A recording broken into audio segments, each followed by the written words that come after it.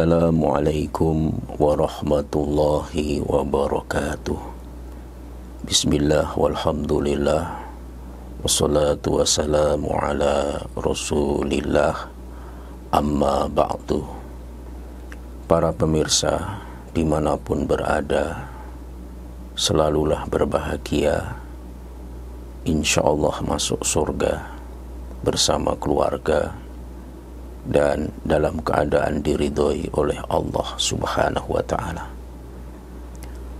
Tidak kita pungkiri bahwa Islam menyebar ke seantero dunia, tidak terlepas daripada dakwah yang dilaksanakan oleh para dai, para mubalik, para ulama, para guru-guru kita, sehingga dakwah ini sampai ke pelosok-pelosok pedesaan. Di dalam Quran surah Ali Imran ayat 104 kita berbicara dakwah. Pada kesempatan ini di situ ada yang kita pertanyakan, karena tugas dakwah ini tugas siapa? Di ayat tersebut Allah Subhanahu wa ta'ala berfirman, wal takum minkum ummatu yad'una ilal khair wa ya'muruna bil ma'ruf wa yanhauna 'anil munkar wa ulaika humul muflihun. Dan hendaklah ada di antara kalian sekelompok yang selalu mengajak kepada kebajikan, memerintahkan kepada yang ma'ruf dan mencegah kepada yang mungkar. Mereka itulah orang-orang yang beruntung. Perlu kita ketahui bersama bahwa dakwah ini pada dasarnya adalah kewajiban setiap muslim, yang selama ini masyarakat hanya memahami bahwa tugas dakwah itu tugasnya para ustadz, para mubalik, para dai. Hanya itu saja. Padahal dakwah ini adalah bebannya harus dipikul oleh seluruh kaum muslimin dan muslimat dimanapun berada, apapun profesinya, tentu sesuai dengan kapasitasnya masing-masing. Itulah sehingga di dalam hadis disebutkan, marra'a minkum munkaron falyughayyirhu biyadihi. Barang siapa melihat kemungkaran, maka cegahlah dengan biyadih, tangan, dengan kekuasaan. Fa illam yastati fa bilisani. Jika tidak mampu, maka dicegah dengan lisan, berbicara, ngomong, memberitahu. Fa illam yastati fa biqalbihi. Dan jika tetap tidak mampu, maka harus diingkari dengan hati. Tapi itu dikatakan oleh hadis, wa dzalika adhaful iman, itu adalah selemah-lemahnya iman. Jadi ketika melihat kemungkaran, dicegah dengan tangan, kekuasaan, keputusan, tanda tangan, kemampuan, kekuatan. Jika itu pun tidak mampu, maka bicaralah bahwa itu tidak benar, ngomonglah dengan lisan. Jika tidak mampu, ingkari dengan hati, doakan agar mendapat hidayah dari Allah. Tapi ingat, yang ketiga ini dengan hati ini adalah wadzalika adhaful iman. Dari sini nampak bahwa hadis ini bukan berlaku untuk para ustadz saja, para ulama, para kiai saja, tapi seluruh kaum muslimin dan muslimat ketika melihat kemungkaran, dia harus berusaha mencegahnya. Jika tidak mampu dengan kekuasaan, karena nggak punya, dengan lisannya. Jika tidak mampu dengan lisan, maka dengan hatinya, dengan mengingkari, dengan doa. Itulah sehingga dakwah ini adalah kewajiban setiap kaum muslimin dan muslimat. Yang kedua juga ada ungkapan, ada riwayat, ada hadis, ballighu anni walau ayah. Sampaikanlah olehmu apa yang dariku, kata Nabi, meski hanya satu ayat. Kalau yang dikuasai secara mendalam, secara seksama hanya satu ayat itu harus disampaikan. Tapi tentu itu yang berasal dari Rasulullah Muhammad Sallallahu Alaihi Wasallam. Dan ini berlaku juga untuk setiap individu muslimin, setiap kaum muslimin muslimat dimanapun berada. Ballighu anni walau ayah. Sampaikan, meskipun itu hanya apa yang ada yang dariku, meskipun itu hanya satu ayat. Begitu juga di ayat yang lainnya, umat Islam itu adalah umat yang terbaik. Dia disebut umat terbaik. Kuntum khaira ummatin ukhrijat linnas. Kamu adalah umat yang terbaik, yang dilahirkan untuk manusia. Tapi ternyata ciri umat terbaik itu dibebankan sifat-sifat kepadanya. Ta'muruna bil ma'ruf wa tanhauna 'anil munkar. Dia menyuruh kepada yang ma'ruf, mencegah kepada yang mungkar. Wa tu'minuna billah, dan dalam keadaan beriman kepada Allah Subhanahu wa ta'ala.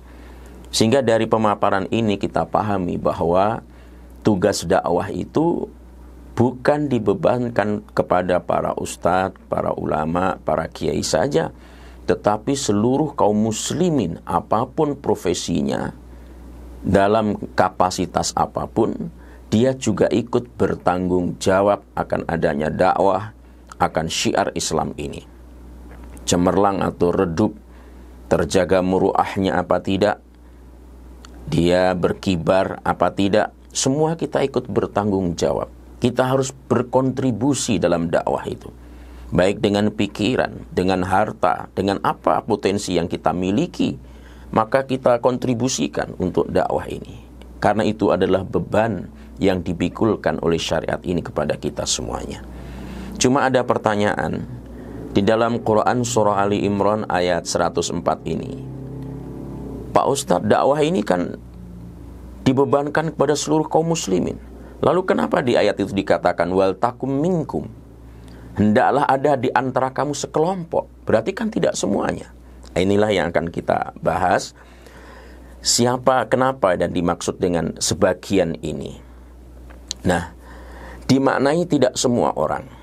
Wal takum minkum, dan hendaklah ada di antaramu sekelompok. Sehingga dimaknai ini adalah tugas tidak semua orang.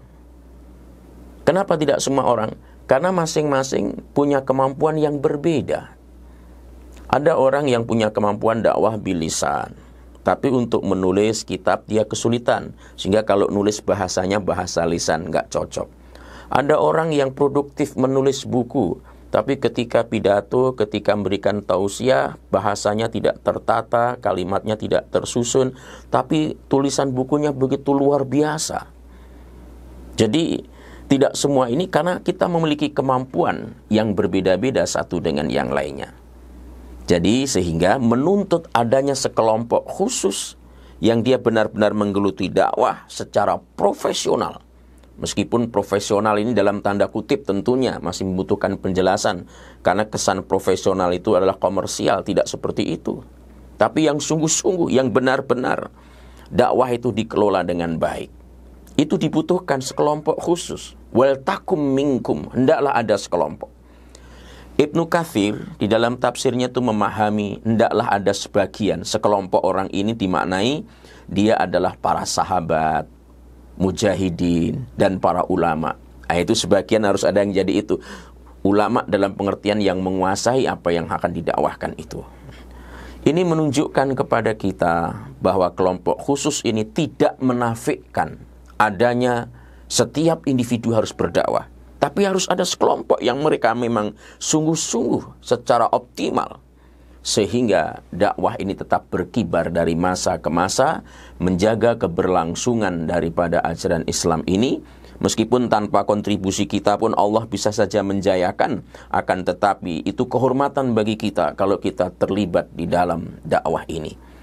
Karena betapa area dakwah ini amat sangat luas, baik di aspek politik, ekonomi, budaya, sosial, dan luar biasa.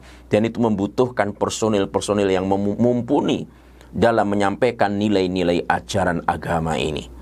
Itulah sehingga harus ada sebagian, wal takum minkum, ada sebagian yang mereka itu adalah tugasnya yad'una ilal khair, menyuruh kepada kebajikan, wa ya'muruna bil ma'ruf, menganjurkan orang berbuat ma'ruf, wa yanhauna 'anil munkar, dan mencegah daripada kemungkaran ini. Para pemirsa yang dimuliakan Allah Subhanahu wa taala. Di ayat surah Ali Imran 104 ini, sekelompok orang ini yang secara sungguh-sungguh, secara totalitas, secara profesional, dia mengabdikan dirinya, dan itu pilihan hidup. Tugasnya untuk apa? Yaitu tugasnya dalam rangka menyeru kepada al-khair, menganjurkan untuk berbuat ma'ruf, dan mencegah terjadinya kemungkaran apapun bentuknya.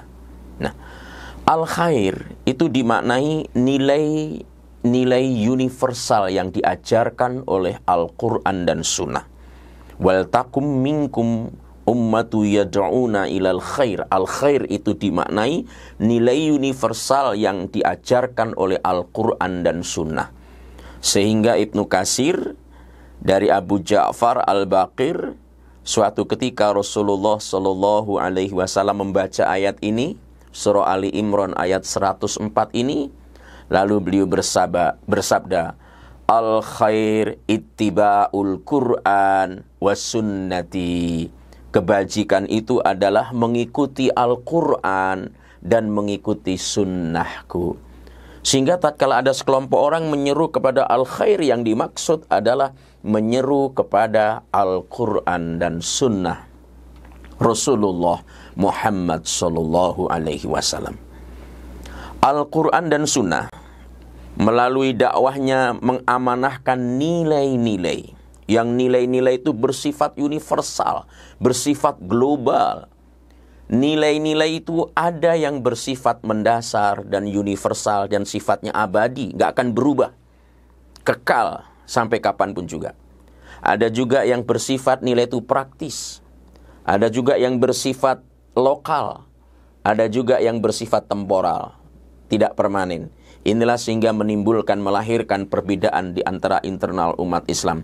Perbedaan, perubahan, perkembangan nilai itu dapat diterima oleh Islam selama tidak bertentangan dengan nilai-nilai universal, yaitu al-khair. Yang dimaksud al-khair adalah Al-Quran dan Sunnah. Jadi perbedaan itu sepanjang tidak bertentangan dengan nilai-nilai universal, maka itu diakomodir oleh Islam. Sehingga umat Islam tidak boleh alergi dengan adanya perbedaan. Dan itu suatu keniscayaan. Bahkan perbedaan itu sesuatu yang dikehendaki oleh Allah. Kalau Allah menghendaki terus kita tidak menghendaki, bukankah berarti kita berkonfrontasi dengan Allah Subhanahu wa taala? Kita bertabrakan dengan maunya Allah. Maka sikap kita yang harus disetel, bukan ajaran Allah yang disetel.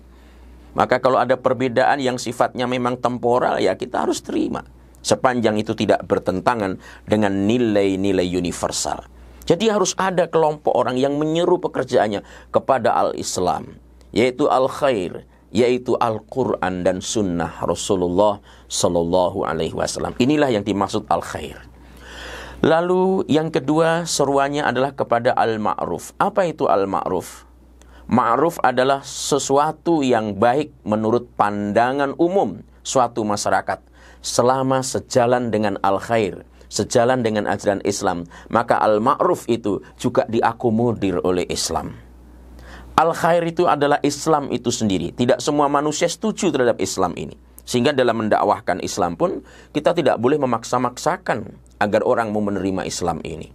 Tugas kita lah berdakwah dengan bil hikmah wal mau'izatil hasanah wajadilhum billati hiya ahsan. Itu yang harus kita terapkan. La ikraha fid din, tidak ada paksaan dalam agama ini. Jadi ketidaktepatan ketika kita memaksa-maksa orang. Kalau orang masuk Islam harus dengan bayinah, dengan kejelasan yang sejelas-jelasnya, sehingga dengan sukarela akalnya, jiwanya dia menerima Islam secara utuh, sehingga dia mampu mengucapkan raditu billahi robba wa bil islami dina wa bi Muhammadin sallallahu alaihi wasallam nabiyya. Jadi al-ma'ruf ini beda dengan al-khair. Al-ma'ruf itu apa yang dianggap baik oleh masyarakat dan tidak bertentangan dengan Islam, itu kita anjurkan. Kalau Pancasila itulah kesepakatan yang dianggap ma'ruf, yang bersumber dari al-khair, nilai-nilai Islam, Quran dan Sunnah, ayo kita anjurkan orang taat kepada Pancasila. Dia adalah sesuatu yang al-ma'ruf. Ma'ruf adalah jenis kebaikan Yang kadangkala ada al-ma'ruf yang tanpa dalil pun orang tahu bahwa itu baik. Contohnya hormat kepada orang tua. Tanpa ada dalil agama, orang semua tahu. Suku apapun dari primitif sampai yang modern, hormat kepada orang tua itulah sesuatu yang ma'ruf, sesuatu yang baik. Maka dari itu harus ada orang yang senantiasa menyeru kepada al-khair dan al-ma'ruf ini. Tidak berhenti sampai di situ. Wayanhauna 'anil munkar, dan mencegah kemungkaran. Kemungkaran dari persoalan yang kecil sampai yang besar itu bisa terjadi di mana-mana, di lingkungan kita, di kompleks kita, di institusi kita, di kantor kita, di keluarga kita, di lingkungan kita. Maka kita cegah kemungkaran itu. Itu adalah tugas kita semuanya. Mencegah kepada yang mungkar ini. Dan kalau ketiganya ini dilakukan, ada sekelompok orang yang secara sungguh-sungguh, secara totalitas, secara profesional, dia menyeru kepada al-khair, wa ya'muruna bil ma'ruf, wa yanhauna 'anil munkar. Maka orang ini disifati wa ulaika humul muflihun. Merekalah orang-orang yang beruntung di mata Allah Subhanahu wa ta'ala. Para pemirsa yang budiman dimanapun berada, teringat ketika Rasulullah Shallallahu Alaihi Wasallam hendak meninggalkan dunia fana ini. Dari sekian kata yang disebut adalah ummati, ummati, ummati, umatku, umatku, umatku. Dari sekian makna yang dapat kita petik, kenapa Rasulullah menyebut ummati, ummati, ummati? Maksudnya adalah umat Islam. Orang yang mengklaim dirinya umatnya Nabi Muhammad Sallallahu Alaihi Wasallam, pengikut Nabi Muhammad, harus peduli terhadap keadaan umatnya beliau. Maju mundurnya, menang kalahnya, terhormat hinanya, selamat tidaknya, bahagia sengsaranya, kaya miskinnya, sehat sakitnya umat ini, semua kita harus bertanggung jawab. Kenapa? Karena kita mengklaim sebagai umat Muhammad Sallallahu Alaihi Wasallam, harus peduli kepada umat Nabi Muhammad. Dan bentuk daripada kepedulian ini adalah kita melakukan, memerintahkan kepada al-khair, menganjurkan kepada al-khair, wa ya'muruna bil ma'ruf wa yanhauna 'anil munkar, sebagai wujud komitmen kita bahwa kita menjadi bagian umat Nabi Muhammad yang peduli terhadap umatnya. Semoga ini menjadi bahan renungan bagi kita semuanya, sehingga mulai detik ini semua kita adalah insan-insan dakwah yang harus punya kontribusi, tentu dengan kapasitas yang kita miliki dimanapun berada. Mohon maaf segala kekurangan. Wallahu waliyul muttaqin. Assalamualaikum warahmatullahi wabarakatuh.